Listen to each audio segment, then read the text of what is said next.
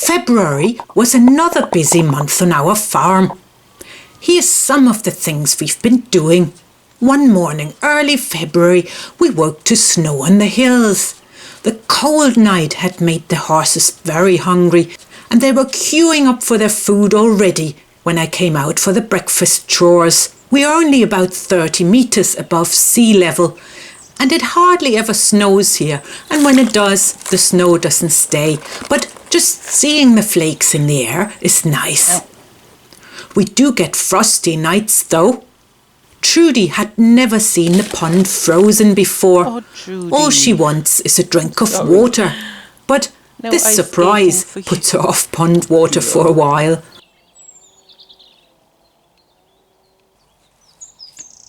The geese are experts at ice skating by now,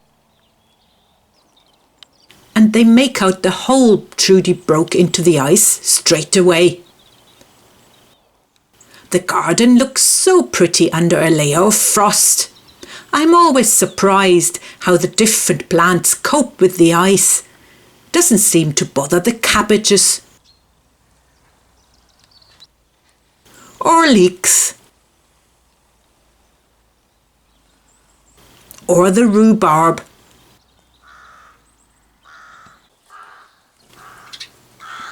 The sparrows are having discussions already about good nesting places.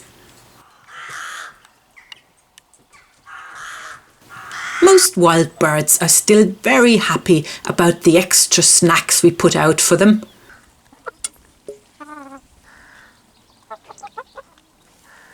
The hens love whatever is left from our dinners. They are happy and safe in their little hen run. But Trudy and the geese stay nearby, just in case some little crumb gets scattered within their reach outside the run. The horses love their mid-morning snooze in the sun. Lips get all wobbly and soft, and eyelids heavy.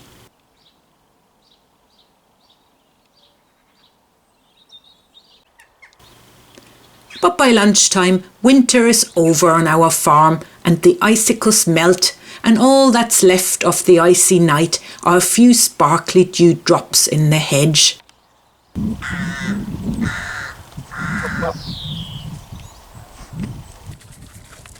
Our pig Princess Fairy Dust loves her little walks. She helps tidy up the grass around the edges.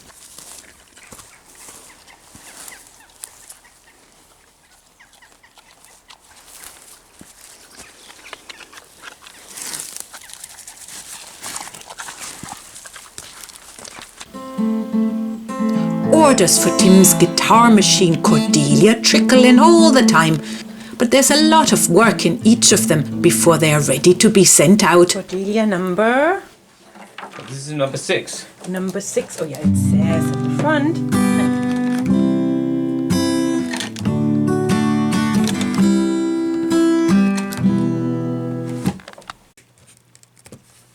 A lot of work in those Cordelia machines, isn't there, Tim?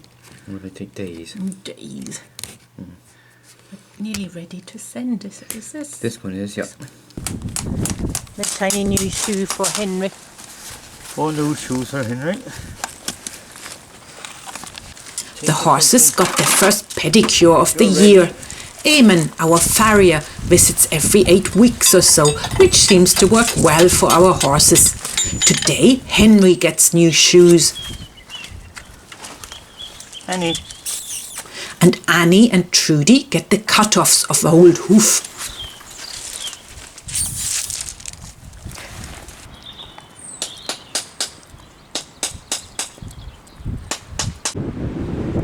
There's frog spawn everywhere by now, and it's growing fast.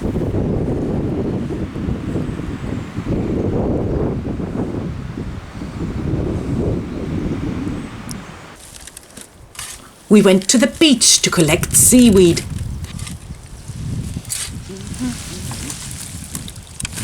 Lots of poppy things in it.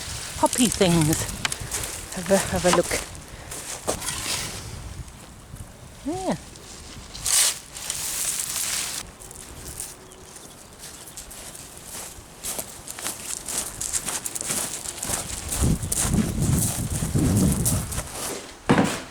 to pull it? Yeah, your turn. I did it last time. The railway through the barn comes in handy for that, because it's going all the way down to the polytunnel as fertiliser.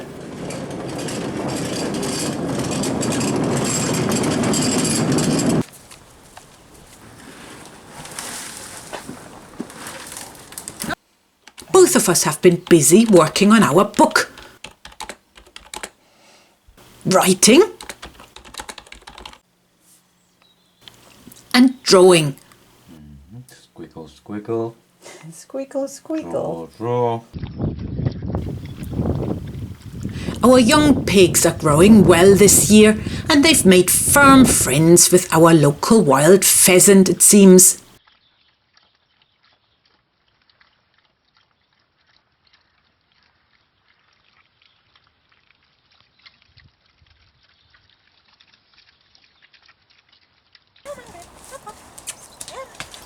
The horses always get a lot of time from me. I'm just in the process of training for another award in the horse boy method, where you ride together with a child in front of you. I did a few training rounds with our froggy puppet as Winnie got a bounce in her step with spring arriving. And then one morning at the end of February, Trudy was limping around the yard very badly on 3 legs. The vet wanted to x-ray her paw because he suspected it might be broken. But because Trudy just can't sit still for very long, she had to be knocked out for the x-ray. Quite terrible to see her so still. But the vet couldn't find anything wrong with her bones. It must have been a muscle or ligament injury, and with some anti-inflammatories, Trudy soon was better. In fact, the next day. I'm sure she did hurt her paw somehow, but perhaps also liked the extra attention, so exaggerated it a bit too. But all is well that ends well. That's it for now. More from the farm in March.